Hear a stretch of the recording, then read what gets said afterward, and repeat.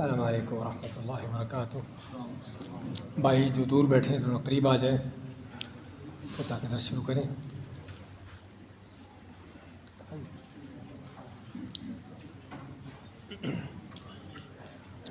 الحمد للہ رب العالمین والصلاة والسلام علی رسولہ الکریم وعلی آلہ وصحبہ ومن سار علی نہجہ الی یوم الدین وسلم تسلیما کثیرا، اما بعد۔ ہم نے سابقہ درس میں سورۃ زلزال کی تفسیر لی تھی کہ جس میں اللہ تعالیٰ نے قیامت کا کچھ منظر بیان کرنے کے بعد اس چیز کا بیان کیا کہ زمین اس دن انسان کی خبریں بیان کرے گی،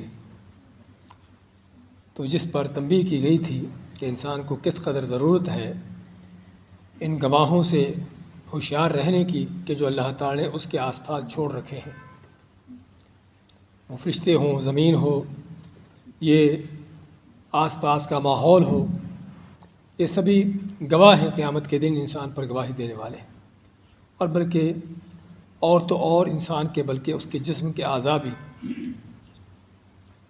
اور اس بات بھی ہم نے پڑھی تھی کہ قیامت کے دن انسان ذرہ بھر بھی نیکی اور برائی اپنے سامنے پائے گا، جس سے معلوم ہوا کہ انسان کی کوئی بھی چیز نہ آج اللہ سے مخفی ہے اور نہ قیامت کے دن اس کے حساب کتاب سے غائب ہوگی،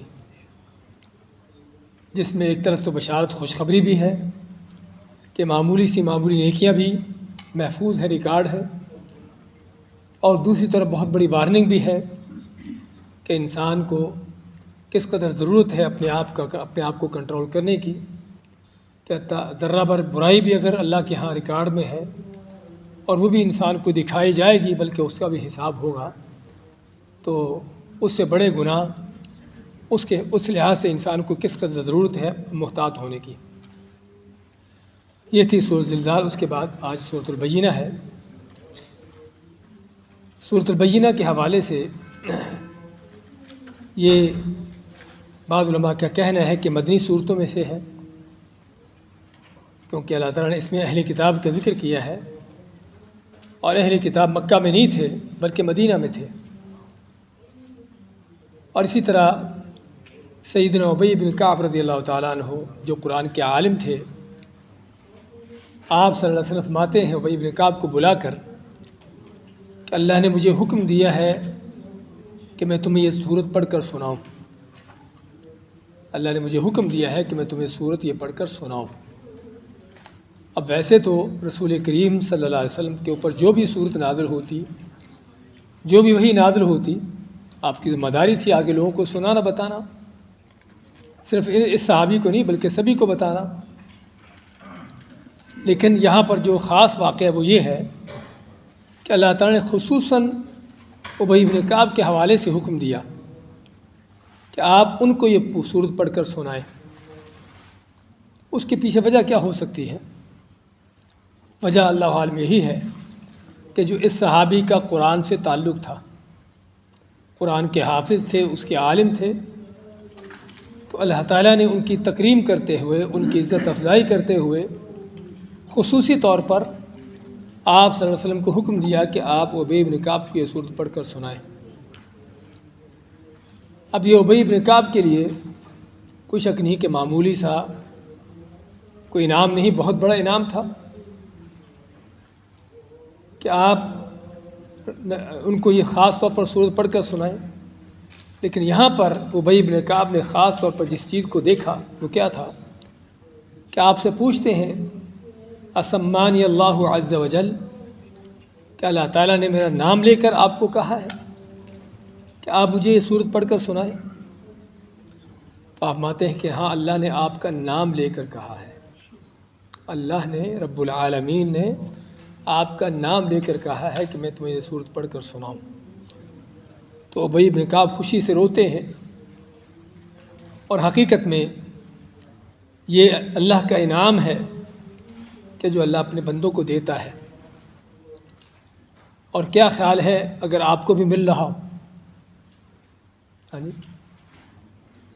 آپ کو بھی مل رہا ہو یہ نام، بالکل عین ممکن ہے، ممکن نہیں بلکہ نبی کریم صلی اللہ علیہ وسلم کا وعدہ ہے آپ کو حدیث یاد ہوگی کہ ہم نے اپنی مجالس کے شروع میں ہی اس بات کا بیان کیا تھا کہ مسجد میں جمع ہو کر، اللہ کے کسی گھر میں جمع ہو کر قرآن کریم کی سمجھ بوجھ حاصل کرنا، قرآن کریم کو سیکھنا سکھانے کے انعامات کیا ہیں۔ اس کے 5 انعامات میں سے ایک انعام یہ بھی تھا کہ ذکرہم اللہ فی من عنده، کہ اللہ تعالیٰ اس محفل میں بیٹھنے والوں کو ان کا ذکر اپنے ہاں عرش پہ کرتا ہے۔ ہم زمین پر بیٹھے ہیں، مخلوقات میں سب سے اوپر اللہ کا عرش، اللہ تعالیٰ اس پر ہمارا ذکر کر رہا ہے۔ ہم گناہ گار اس دنیا کے گناہ کے ماحول میں بیٹھے ہیں، جبکہ اللہ تعالیٰ اپنے عرش پر اپنے مقرب فرشتوں کے ہاں ہمارا ذکر کر رہا ہے۔ اس لیے بھائیوں، ایسی محفلوں سے پیچھے نہ رہ کریں، ایسی مجلسیں آپ سے چھوٹنی نہیں چاہیے۔ یعنی ہمیں تو یہ ہوتا ہے کہ اگر ملک کے بادشاہ نے، کسی صدر وزیر اعظم نے کسی کا نام لے کر اور نام اس کی تعریف میں اس کے اچھے انداز سے، جس کو ہم ذکر خیر کا نام دیتے ہیں، اس انداز سے اگر وہ کسی کا نام لیتا ہے تو اس آدمی کی ایڑی زمین پر نہیں لگتی کہ بادشاہ نے میری تعریف کی ہے، میرا نام لیا ہے۔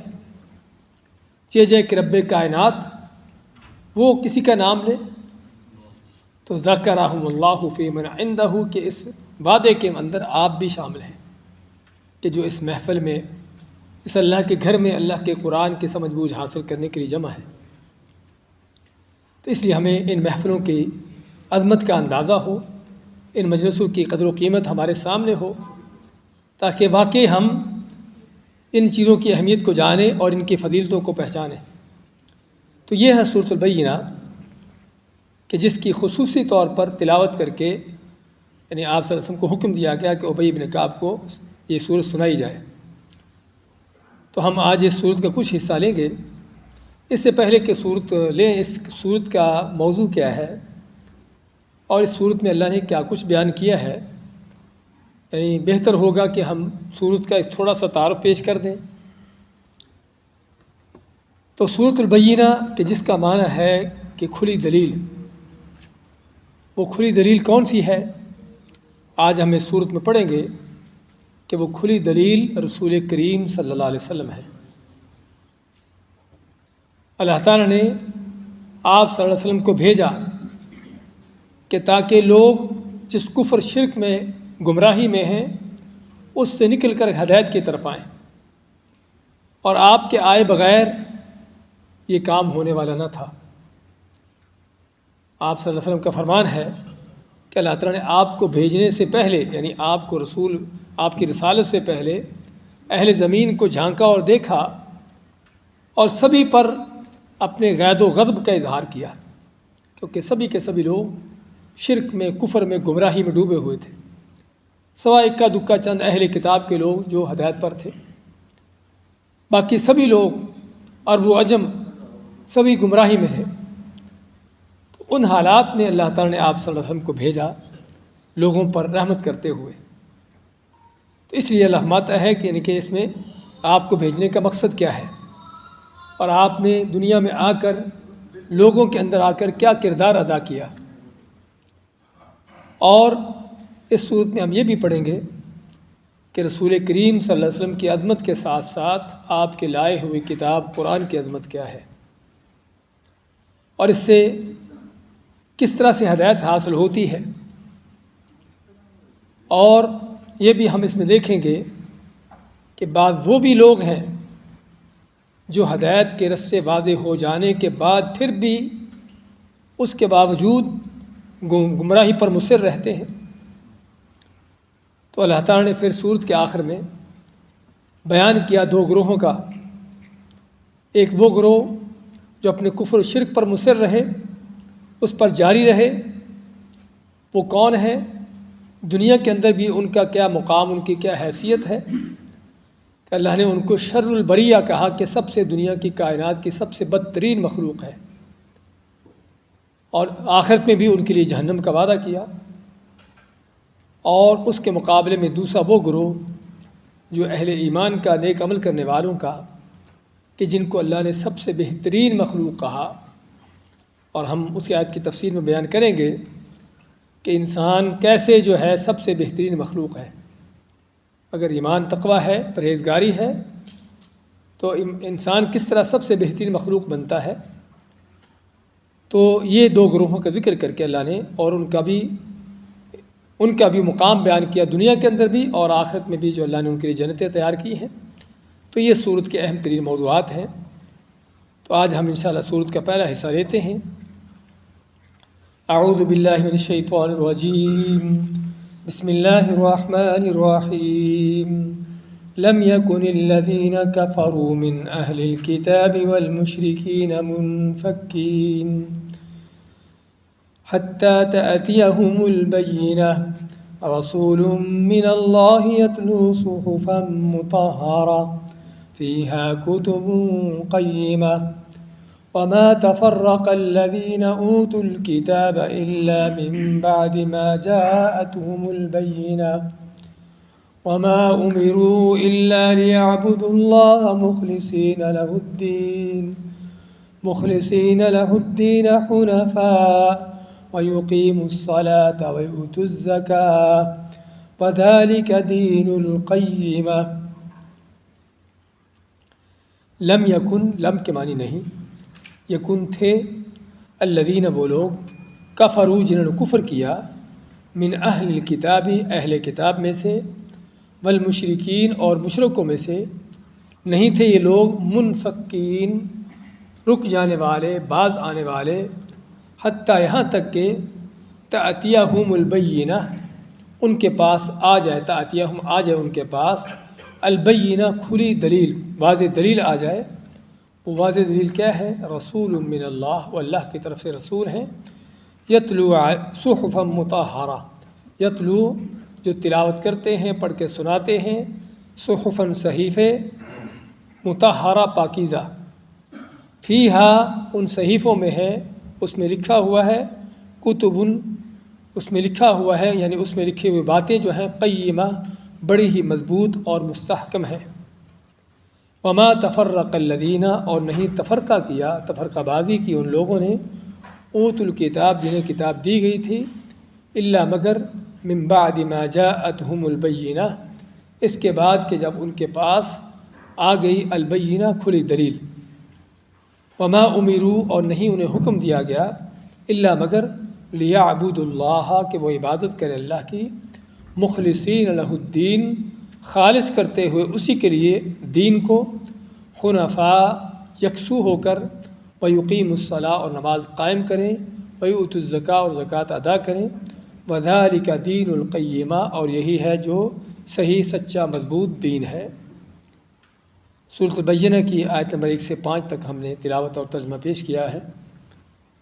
فرماتا اللہ تعالیٰ، لم یکن الذین کفروا، لم یکن نہیں تھے، الذین وہ لوگ، کفروا جنہوں نے کفر کیا، من اہل الکتاب اہل کتاب میں سے، والمشرکین اور عام مشرکوں میں سے، نہیں کیا تھے؟ منفکین نہیں تھے باز آنے والے، نہیں رک جانے والے تھے، حتیٰ تأتیہم بینہ یہاں تک کہ ان کے پاس کھلی واضح دلیل آ جائے۔ اس آیت سے ہمیں پہلی بات تو یہ پتہ چلا کہ اہل کتاب بھی کافر ہیں۔ لم یکن الذین کفروا من اہل الکتاب، اور اہل کتاب کون ہے؟ یہود و نصارہ، یہودی اور عیسائی، یہ اہل کتاب۔ ان کو کیوں کہا گیا؟ کہ ان کے پاس آسمانی کتابیں ان کو دی گئی ہیں، اگرچہ انہوں نے ان کو بگاڑا ہے، ان کی اصلی حالت پر نہیں چھوڑا، لیکن ان کو آسمانی کتابیں دی گئی تھیں۔ تو یہ دو گروہ ہیں دنیا کے رہنے والوں میں سے، یہود و نصارہ، کہ جن کو خصوصی طور پر اہل کتاب کا نام دیا گیا، حالانکہ یہ بھی کافر ہیں، یہ بھی مشرک ہیں۔ اہل کتاب یہود و نصارہ بھی مشرک اور کافر ہی ہیں، لیکن چونکہ وہ ان کے پاس کوئی آسمانی کتاب تھی، آسمانی کتاب دی گئی تھی، اور خود بھی وہ آسمانی دین کے دعوے دار ہیں، اس لیے اللہ تعالیٰ نے ان کو نام بھی الگ دیا، مشرک کافر ہونے کے باوجود بھی، اور اس کے ساتھ ساتھ ان کے کچھ احکامات بھی دوسرے کافر و مشرکوں سے الگ رکھے۔ مثلا اہل کتاب کے احکامات کو الگ ہے دوسرے کافروں سے؟ ہاں جی، معلوم ہونے چاہیے کچھ. کسی یہودی یا عیسائی کا ذبح کیا جانور حلال ہے حرام؟ حلال ہے. لیکن ہندو سکھ کا کسی اور کافر کا حرام ہے. اس کا معنی ایک فرق تو یہ ہوا کہ اہل کتاب کے ذبح کیا ہوئے جانور وہ ہمارے لیے حلال کیے بشرطے کہ ذبح کیے گئے ہوں، وہ بجلی کے کرنٹوں سے اس طرح سے مارے نہ گئے ہوں جس طرح کہ آج کل کے حالات ہیں. آج کل ذبح کرنے کا ان کے ہاں سلسلہ کم ہی ہوتا ہے، زیادہ وہ جانوروں کو ویسے مارتے ہیں. تو اگر ذبح کرتے ہیں وہ جانور کو تو اللہ نے ان کا ذبح کیا جانور ہمارے لیے حلال کیا ہے، جس طرح کہ اللہ تعالیٰ کا فرمان ہے سورۃ المائدہ میں وَطَعَامُ الَّذِينَ أُوتُوا الْكِتَابَ حِلٌّ لَكُمْ، کہ اہل کتاب کا کھانا تمہارے لیے حلال کیا گیا. اور کھانے سے مراد یعنی ان کی ذبح کیے جانور. اور اس کے علاوہ اور بھی کچھ چیز ہیں. نکاح کے حوالے سے بھی اہل کتاب کی یہود و نصارہ کی عورتوں سے اگرچہ وہ اپنے دین پر ہی ہوں تب بھی ہمیں ان سے نکاح کرنے کی اجازت دی گئی ہے. اکثر لوگ سوال کرتے ہیں کہ اس کا مسلمان کرنا ضروری ہے. بھی مسلمان ہوگی تو پھر فرق کیا رہا؟ سمجھے نا؟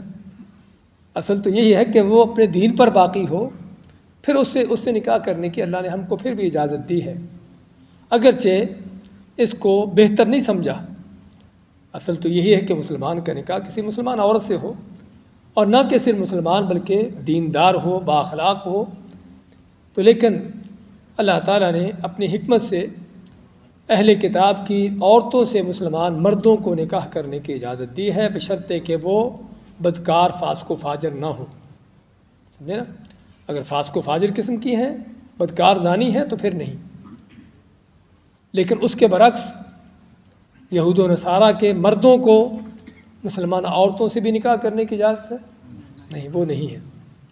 تاکہ کوئی اس پر غلط قیاس آرائی کرتا پھرے کہ اگر ہمیں ان کی عورتوں سے نکاح کرنے کی اجازت ہے تو ان کے مردوں کو بھی ہماری عورتوں سے نکاح کرنے کی اجازت ہوگی. ایسا نہیں ہے. تو مسلمان عورت کا کسی کافر سے نکاح نہیں ہو سکتا، چاہے وہ یہودی عیسائی ہو یا کوئی اور کافر ہو. اور آج کے اس زمانے کے جو بڑے فتنے ہیں اس میں یہ بھی بہت بڑا فتنہ چل رہا ہے کہ مسلمان عورتیں کافروں سے ان کے نکاح ہو رہے ہیں. خصوصاً انڈیا وغیرہ میں، وہاں پر ہندوؤں کے ساتھ کالج یونیورسٹیوں کے اندر دوستیاں یاریاں قائم ہوتی ہیں، اور وہیں سے پھر آگے وہ نکاح اور رشتے ناطے شروع ہو جاتے ہیں. اور یہ سراسر حرام ہے. اور اگر کوئی اس چیز کو جائز سمجھتے ہوئے کرتا ہے تو کفر ہے. اگر اس کو حرام سمجھتے ہوئے کرتا ہے پھر بھی حرام ہے، کبیرہ گناہ ہے، اور نکاح بھی باطل ہے. لیکن اگر کوئی سمجھتا ہے کوئی فرق نہیں، ہندو ہو مسلمان ہو ایک ہی بات ہے، تو وہ کھلا کافر ہے. اس کے کفر میں کوئی شک نہیں ہونا چاہیے. تو یہاں پر ہمیں بات کر رہے تھے پہلی بات اس آیت سے یہ پتہ چلا کہ اہل کتاب کافر ہیں، کیونکہ اللہ تعالیٰ کیا فرماتا ہے لم یکن الذین کفروا من اہل الکتاب، نہیں تھے وہ لوگ جنہوں نے کفر کیا اہل کتاب میں سے. اور اس آیت سے، اس جملے سے، اس اللہ کے حکم سے ہمیں یقین ہو جانا چاہیے کہ اہل کتاب کافر ہیں. ان کے کفر میں شک کرنا بھی کفر ہے، نہ کہ ان کو کافر نہ سمجھنا کفر ہے، بلکہ اہل کتاب کے کفر میں شک کرنا بھی کفر ہے. کس لیے؟ کہ اللہ کے قرآن کو جھٹلانا، اللہ کو جھٹلانا ہے. اور آج کے موجودہ فتنوں کے اندر ایک یہ بھی بڑا فتنہ چل رہا ہے کہ دین سارے ایک جیسے ہیں، اور خصوصاً یہود و نصارہ ان کے پاس بھی آسمانی دین ہے، کوئی فرق نہیں مسلمانوں میں اور ان میں. تو جو اس طرح کے عقیدے رکھتا ہے وہ قرآن کو اللہ کو جھٹلا رہا ہے، اور قرآن کو اور اللہ کو جھٹلانے والا کافر ہے. تو اس لیے اس طرح کے عقیدوں کو جاننے کی ضرورت ہے جو اس زمانے کے بہت بڑے فتنے ہیں. تو یہود و نصارہ کافر ہیں، اور جب قرآن نازل ہو رہا تھا اس وقت بھی کافر تھے، یعنی کہ آج کافر ہیں، اس وقت بھی کافر تھے. اور یہ بھی بات میں اس لیے کر رہا ہوں کہ بعض لوگ اس بات کا بھی شبہ اٹھاتے ہیں کہ اس وقت ممکن ہے ان کے ذبح کیے جانوروں کو حلال کیا گیا ہو، لیکن آج ان کا جو حال ہے، آج وہ اس لائق نہیں کہ ان کے ذبح کیے جانور کھائے جائیں یا ان کی عورتوں سے نکاح کیا جائے. بھی کیوں لائق نہیں؟ کیونکہ شرک کرتے ہیں، وہ کفر کرتے ہیں. ہم کہتے ہیں جب قرآن نازل ہو رہا تھا اللہ نے اس وقت ہی ان کو مشرک کافر کہا ہے، یہ نہیں کہ آج کی بات ہے. آج ایک اور چیز ضروری ہے دیکھنے والی، وہ کیا ہے کہ اکثر و بیشتر جن کو اہل کتاب میں شمار کیا جاتا ہے وہ اہل کتاب نہیں ہے۔ وہ کون ہے؟ ملحد ہیں، ملحد ہیں۔ یورپ امریکہ وغیرہ میں ہم نے خود دیکھا ہے وہاں پر کہ بہت سے لوگ، حالانکہ یو کے کا جو جھنڈا ہے اسی پر کراس کا صلیب کا نشان ہے، جو کس بات کی دلیل ہے کہ ملک عیسائیوں کا ہے، اس ملک کا دین عیسائیت ہے۔ لیکن یقین کریں ہم نے اپنی آنکھوں سے وہاں پر دیکھا کہ وہاں پر 90% لوگ جو ہیں ملحد ہیں، کسی دین کا اعتراف کرتے ہی نہیں ہیں، اپنے آپ کو عیسائی کہلوانے کے لیے تیار نہیں ہیں۔ ہمارے وہاں پر بھائی جو دعوت کے میدان میں کام کرتے بتاتے تھے کہ جب ہم ان کو کسی کو کہتے ہیں بھی آپ عیسائی ہو، کہتے وہ کیا ہوتا ہے؟ عیسائیت کے دین کا اعتراف ہی نہیں کرتے وہ۔ ان کے چرچ بڑے بڑے بنے ہوئے ہیں ہر ٹاؤن کے اندر، لیکن اس چرچ میں ہوتا کیا ہے؟ ہر اتوار کے روز گھنٹی بجتی ہے، کوئی بوڑھا بوڑھا کسی لاٹھی کے سہارے جا رہا ہوتا ہے ادھر، ورنہ اس چرچ میں کوئی جانے والا نہیں ہوتا۔ اکثر چرچوں پر لکھا ہوا ہے فار سیل۔ جی ہاں، یہ ان کے دین کا حال ہے۔ اس لیے یہ بھی ایک قابل توجہ چیز ہے کہ اگرچہ اہل کتاب کے کھانے ہمارے لیے حلال کیے گئے ہیں، لیکن جو اہل کتاب ہے واقعی اپنے دین پر ہے، یہودی ہوں عیسائی ہوں، اپنے دین پر کم از کم باقی ہوں، اپنے دین کا کم از کم اعتراف کرتے ہوں۔ لیکن جو اپنے دین کو مانتا ہی نہیں کہ میں عیسائی ہوں، آپ بلا وجہ اس کو عیسائی بناتے جاؤ اور کہو بھی اس کا ذبح کیا جانور حلال ہے، یہ بھی ایک قابل غور چیز ہے کہ ان ملحدوں کا ذبح کیا جانور حلال نہیں ہے۔ اللہ نے حلال کیا ہے تو کن کا؟ اہل کتاب کا۔ اور یہ اہم چیزیں ہیں جس کی ہمیں آج عملی زندگی میں بڑی ضرورت ہے۔ تو میں کہ نہیں تھے یہ اہل کتاب کے کافر لوگ، بل مشرکین اور مشرکوں سے مراد کون ہے یہاں پر؟ اہل کتاب کے علاوہ باقی مشرک، چاہے وہ عرب کے مشرکین ہوں، بت پرست ہوں، یا کوئی اور دنیا کے باقی جو دین والے ہیں، تو اللہ فرماتا ہے نہیں تھے یہ لوگ منفکین، باز آنے والے، رک جانے والے، اپنے کفر سے، اپنی بے ایمانی سے، اپنی گمراہی سے باز آنے والے نہیں تھے، حتیٰ تأتیہم البینہ، یہاں تک کہ ان کے پاس کھلی دلیل آ جائے، واضح دلیل آ جائے۔ اور یہ اللہ تعالیٰ کا فضل اور احسان ہے بندوں پر کہ اللہ تعالیٰ بندوں کو گمراہیوں سے نکالنے کے لیے جس طرح کہ اللہ تعالیٰ نے بندوں کی روزی کے انتظامات کیے ہیں، کھانے پینے رہنے سہنے کے ساری دنیا کی نعمتیں ان کو دی ہیں، اس سے کہیں بڑھ کر بندوں کی ہدایت کے انتظامات کیے ہیں۔ الگ بات ہے کہ بندوں کی نظریں ہیں تو اللہ تعالیٰ کی دنیاوی نعمتوں پر ضرور ہیں، ان کو حاصل کرنا، ان کے پیچھے پڑنا، لیکن جو اصل انسان کی جس چیز کی ضرورت ہے ہدایت کی، ہاں اس پر کوئی توجہ نہیں ہے، اس کا کچھ پتہ نہیں ہے۔ تو اللہ تعالیٰ نے یہ قرآن کیوں نازل کیا؟ اس سے پہلے کتابیں کیوں نازل کی؟ 1,24,000 انبیاء رسول کیوں بھیجے؟ ان سبھی کا مقصد ہی ہدایت کو دینا تھا، لوگوں کی ہدایت میں، دین میں رہنمائی کرنا تھی۔ آج جو کوئی ہمارے ہاں فلسفے چلتے ہیں کہ جہاں کوئی لگا ہے صحیح لگا ہے، بس اللہ کو راضی کرنا ہے جیسے بھی ہو جائے، جیسے ان کے کہنے کا معنی یہ ہے کہ اللہ نے ہماری کوئی رہنمائی کی ہی نہیں ہے، اللہ نے ہمیں کوئی ہدایت کا راستہ بتایا ہی نہیں ہے کہ جدھر مرضی چلتے جاؤ، بس اللہ کو راضی کرنا وقت، اللہ تعالیٰ ایسے راضی ہوگا؟ اس لیے بھائیو سمجھنے کی ضرورت ہے کہ اللہ تعالیٰ کیسے راضی ہوتا ہے، اللہ نے ہدایت کے راستے کون سے دیے ہیں۔ اس لیے اس آیت سے کیا پتہ چلا؟ حتیٰ تأتیہم البینہ، یہاں تک کہ ان کے پاس کھلی واضح دلیل آئے، اس وقت تک یہ اپنے کفر کو چھوڑنے والے نہ تھے۔ اس کا معنی کہ اللہ تعالیٰ نے کس قدر بندوں کی رہنمائی کے انتظامات کیے ہیں۔ رسول کریم صلی اللہ علیہ وسلم کو اور آپ کے ساتھ قرآن کریم کو بھیجنے کا بڑا مقصد ہی یہ ہے کہ تاکہ لوگ ہدایت پائیں، کفر سے، گمراہیوں سے نکلیں۔ اچھا، یہ بینہ کیا ہے؟ اگلی آیت میں اللہ نے واضح کر دیا کہ بینہ کیا ہے؟ رسول من اللہ۔ یہ بینہ کھلی دلیل کیا ہے؟ وہ اللہ کا رسول ہے۔ تو رسول کریم صلی اللہ علیہ وسلم کو بینہ کیوں کہا؟ کھلی دلیل کیسے ہیں آپ کھلی دلیل کئی اعتبار سے ہیں، خصوصاً اہل کتاب کے لیے۔ اہل کتاب یہود و نصارہ اپنی کتابوں میں، تورات انجیل میں رسول کریم صلی اللہ علیہ وسلم کے حوالے سے اتنی تفصیلات سے آپ کے بارے میں پڑھ چکے تھے کہ اللہ فرماتا ہے یعرفونہ کما یعرفون ابناءہم، کہ یہ لوگ آپ صلی اللہ علیہ وسلم کو ایسے ہی پہچانتے ہیں جس طرح اپنے بیٹوں کو پہچانتے ہیں، جس طرح کسی کو اپنے بیٹے کے بارے میں شک نہیں ہوتا کہ اس کا ہے، اس کی عادت و اخلاق و کردار کیا ہے۔ اللہ تعالیٰ فرماتا ہے کہ یہ یہود و نصارہ رسول کریم صلی اللہ علیہ وسلم کو ایسے ہی پہچانتے ہیں۔ اس قدر تفصیل سے آپ کا ذکر پڑھ چکے تھے۔ اب ہمارے پاس اتنا وقت نہیں ہے کہ ہم اس کے آپ کو واقعات سنائیں، ورنہ بے شمار واقعات کہ صرف آپ صلی اللہ علیہ وسلم کو دیکھ کر ہی وہ لوگ پہچان جاتے کہ یہی وہ نبی ہے، یہی وہ رسول ہے کہ جس کے بارے میں ہم اپنی کتابیں پڑھ چکے ہیں۔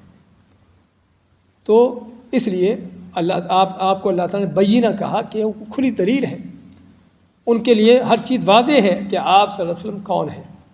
اسی طرح آپ کھلی دلیل ہے لوگوں کے لیے، تمام لوگوں کے لیے، وہ کس لحاظ سے کہ حق کو بیان کرنے کے لیے، کفر و شرک کو واضح کرنے کے لیے کہ حق کیا ہے، باطل کیا ہے، کفر کیا ہے، ایمان کیا ہے، اور آپ صلی اللہ علیہ وسلم ہر چیز کو کھولنے بیان کرنے کے لیے آئے تھے۔ تو آپ بذات خود ہی اپنی ذات میں ہی بہت بڑی دلیل ہے، اور پھر آپ کی زندگی پوری کی پوری، آپ کی سیرت پوری کی پوری ایک کھلی دلیل ہے ایمان کی، سچائی کی، صداقت کی۔ آپ کا کام کیا ہے کہ آپ کا نام لے کر انگوٹھے چومے جائیں، آپ کے نام کے اور کوئی میلادیں وہ اس طرح کے کام کیے جائیں۔ آپ کا کام کیا ہے؟ یتلو صحفا مطہرہ۔ آپ کا کام دیکھیے اور آپ کے کام کے مطابق دیکھیے کہ ہماری ذمہ داری کیا ہے۔ آپ کا کام کیا تھا؟ یتلو صحفا مطہرہ، آپ پاکیزہ صحیفے، پاکیزہ کتابیں لوگوں کو پڑھ کر سناتے ہیں، اور وہ کیا ہے؟ صحف جمع صحیفہ کی ہے، اور صحیفہ کا لفظ کوئی چھوٹی یا بڑی کتاب بلکہ ایک ورقہ بھی، اس کو بھی صحیفہ کہہ دیا جاتا ہے۔ ایک ورقے کے صفحے کو بھی صحیفے کا نام دے دیا جاتا ہے۔ ایک صفحہ ہو، 2 صفحے ہو، 10 ہو، 100 ہو، 1000 ہو، بڑی کتاب ہو، چھوٹی ہو، اس کو صحیفہ کہا جاتا ہے۔ لیکن عموماً جو ہے صحیفہ کا لفظ چھوٹی کتابوں کے لیے استعمال ہوتا ہے، بڑی کتابوں کے لیے نہیں۔ تو آپ صلی اللہ علیہ وسلم لوگوں کو صحیفے پڑھ کر سناتے ہیں، مطہرہ جو پاکیزہ ہے۔ مقصد کیا ہے؟ قرآن کریم، قرآن کریم پڑھ کر سناتے ہیں جو پاک ہے، پاکیزہ ہے، پاکیزہ ہر لحاظ سے، اس لحاظ سے پاکیزہ کہ اس میں کوئی غلط بات بیان کر دی گئی ہو، اس لحاظ سے پاکیزہ ہے۔ دنیا والوں کی کتابوں کے برخلاف کہ دنیا والوں کی کتابوں میں طرح طرح کی غلط بیانیاں ہوتی ہیں، لیکن اللہ کا قرآن اس بات سے محفوظ ہے کہ اس میں کوئی ایک بات بھی غلط ہو۔ کس لیے غلط نہیں ہے؟ کیونکہ اس صحیفہ کو، اس قرآن کو بیان کرنے والا کون ہے؟ رب العالمین ہے۔ یہ صحیفہ پاکیزہ ہے اس لحاظ سے بھی کہ اس کو ہمارے تک پہنچنے میں کسی طرح کی اس میں کوئی اونچ نیچ نہیں ہے۔ بعض اوقات کتاب سے ہی لکھی ہوتی ہے کسی نے، لیکن پرنٹ کرنے والے، اس کی کتابت کرنے والے، ہاں وہ اس میں کوئی غلطی کر دیتے ہیں۔ کسی نے خط بھیجا دوسرے کو یا کچھ پیغام بھیجا دوسرے کو، پیغام تو اس نے صحیح دیا تھا، لیکن پیغام لانے والا اس میں کوئی اونچ نیچ کر دیتا ہے۔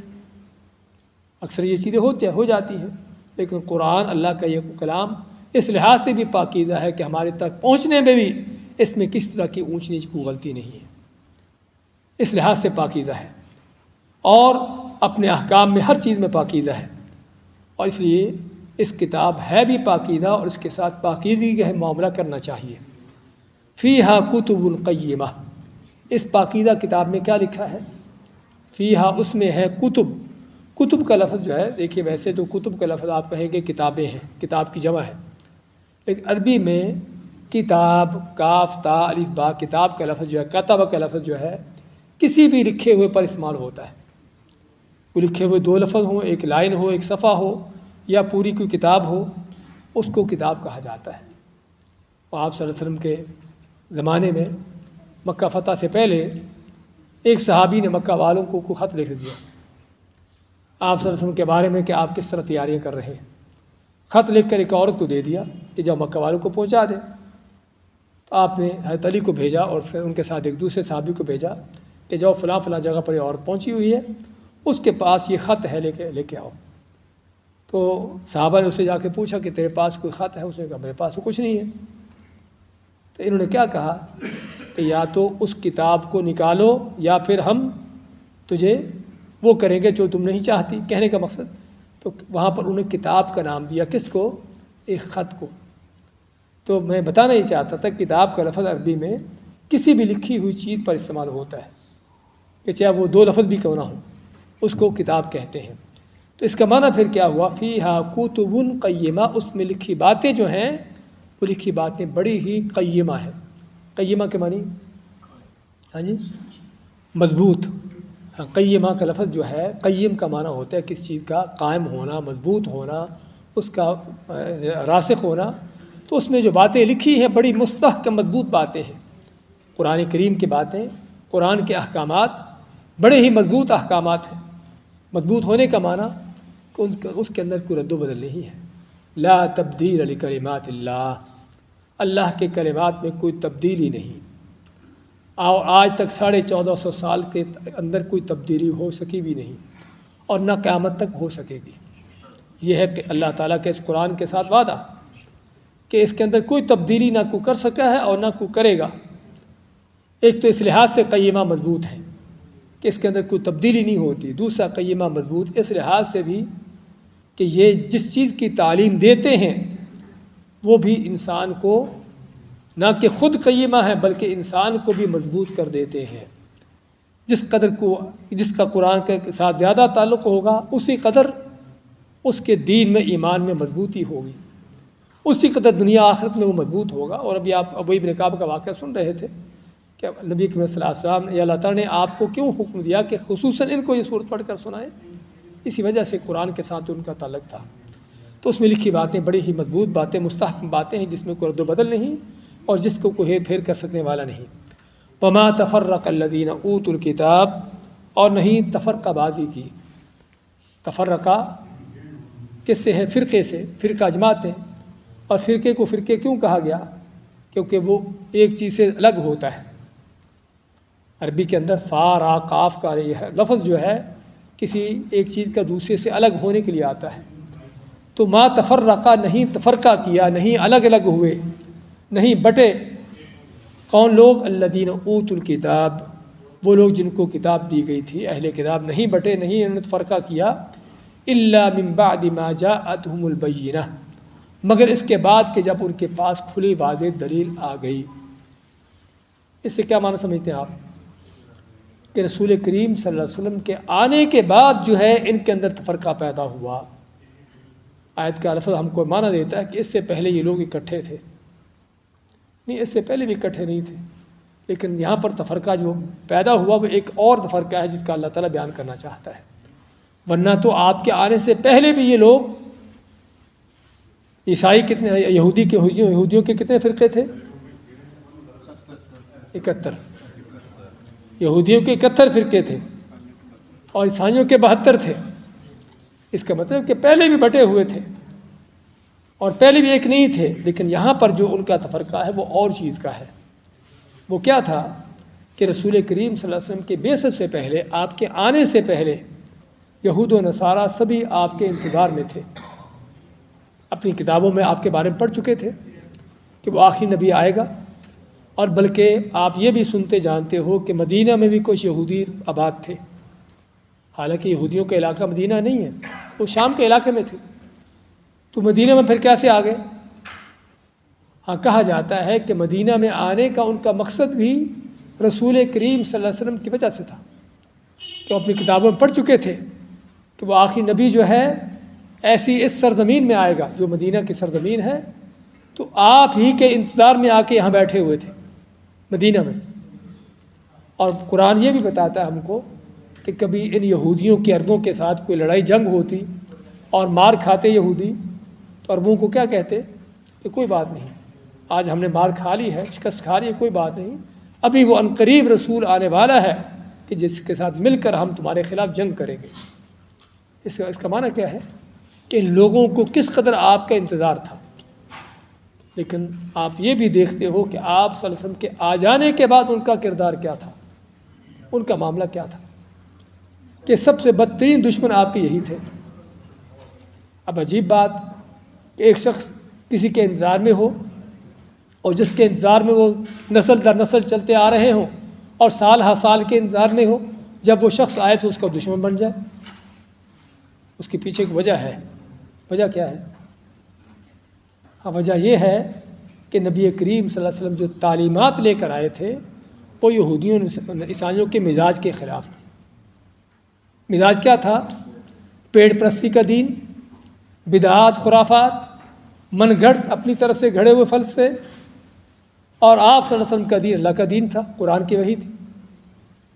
تو اس لیے انہوں نے دیکھا بھی یہ تو ہمارے مطلب کا دین نہیں ہے، اس سے تو ہمارے سارے مفادات چھوٹتے ہیں، پیڑ پرستی کے سارے چکر بند ہوتے ہیں۔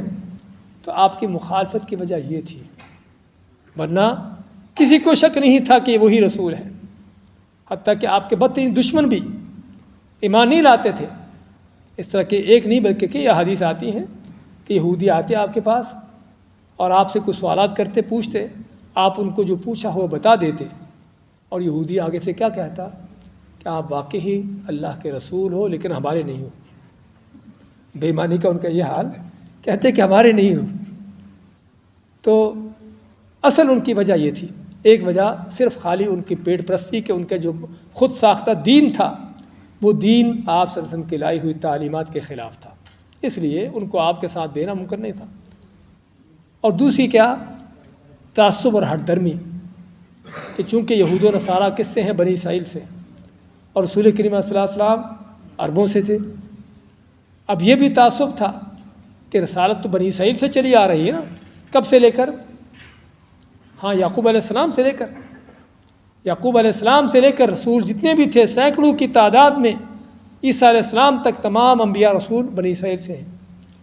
تو ان کو یہ امید تھی کہ یہ آخری رسول بھی ہم میں سے ہوگا، اور یہ امید خالی ان کی جھوٹی امید تھی، حالانکہ کتابوں میں پڑھ چکے تھے وہ عربوں میں سے ہوگا، لیکن صرف ان کو ایک خالی امید تھی۔ لیکن جب واقعی آپ عربوں میں سے ہوئے تو پھر آپ کا انکار کیا تعصب کی بنیاد پر، ہر درمی کی بنیاد پر۔ اور یہاں پر ہمیں ایک سبق ملتا ہے کہ کتنے ہی لوگ ہیں کہ جو حق کو جاننے پہچاننے کے باوجود بھی اس حق سے محروم رہتے ہیں۔ کیوں؟ صرف ہٹ درمی اور تعصب۔ اور یہ آج بھی مرد موجود ہے اور بہت زیادہ ہے۔ بعض اوقات کسی مسئلے میں کوئی عالم سمجھتا ہے کہ اس میں صحیح بات کیا ہے، قرآن و حدیث کس چیز کی دلیل ہے، اور بتائے گا بھی، لیکن آخر میں کیا کہے گا؟ بھئی ہم چونکہ فلاں ہوتے ہیں ہمیں یہی کرنا ہے۔ یہ ہے تعصب، یہ ہے ہٹ درمی، اور یہ ہے بہت سے لوگوں کی گمراہی کا ذریعہ۔ تو یہود و نصارہ کی بھی بربادی یہیں سے ہوتی ہے۔ تو اللہ تعالیٰ فرماتا ہے وما تفرق الذین اوتوا الکتاب، اور نہیں تفرقہ بازی کی ان اہل کتاب نے، ان لوگوں کو جن کو کتاب دی گئی، الا من بعد ما جاءتهم البینہ، مگر اس کے بعد کہ جب ان کے پاس کھلی واضح دلیل آ گئی، حجت آ گئی، پتہ چل گیا کہ سچا دین کیا ہے، حق کیا ہے، اس کے باوجود انہوں نے خلاف ورزی کی، اس کے مخالف چلے۔ میرے خیال کتنا ٹائم رہے گا اذان میں؟ اذان 15 منٹ میرا خیال، پھر ہم پھر انشاءاللہ اگلی آیت کافی لمبی ہے، اگلی آیت کی تفصیل کی ضرورت ہے انشاءاللہ۔ تو آج اسی پہ اکتفا کرتے ہیں، پھر سے دوبارہ دہراتے ترجمے کو، ترجمہ دیکھیے کیونکہ اس کے الفاظ تھوڑے سے مشکل ہیں۔ فرمایا اللہ تعالیٰ لم یکن الذین کفروا، نہیں تھے وہ لوگ جو اہل کتاب ہیں، من اہل کتاب، اہل کتاب میں سے، والمشرکین، اور مشرکوں میں سے، منفکین، باز آ جانے والے۔ اور منفکین کا لفظ آپ کے لیے تھوڑا سا اور بھی آسان کر دیں، ایک چیز ہوتی ہے جس سے آپ کھولتے ہیں کسی پیج وغیرہ کو، اس کو کیا کہتے ہیں؟ پیچکس اردو میں کہتے ہیں، عربی میں کیا کہتے ہیں؟ ہاں، مفک۔ تو منفکین اسی سے ہے، سمجھے نا، کہ رکنے والے، ہٹنے والے، کسی چیز کو چھوڑنے والے نہ تھے، سمجھے نا، تو تاکہ آپ کو یہ لفظ آسان ہو جائے۔ تو منفکین کا معنی کسی چیز کا رک جانا، کھول جانا، الگ ہو جانا۔ تو نہیں سے رکنے والے، اپنے کفر کو چھوڑنے والے نہ تھے، حتیٰ تأتیہم بینہ، یہاں تک کہ ان کے پاس واضح کھلی دلیل آ جائے۔ وہ کھلی دلیل کیا ہے؟ رسول من اللہ، وہ اللہ کے رسول ہیں، یتلو صحفا مطہرہ، جو پاکیزہ صحیفے پڑھ کر سناتے ہیں، قرآن پڑھ کر سناتے ہیں، فیہا کتب قیمہ، کہ جس میں لکھی باتیں بڑی ہی مضبوط مستحکم ہیں۔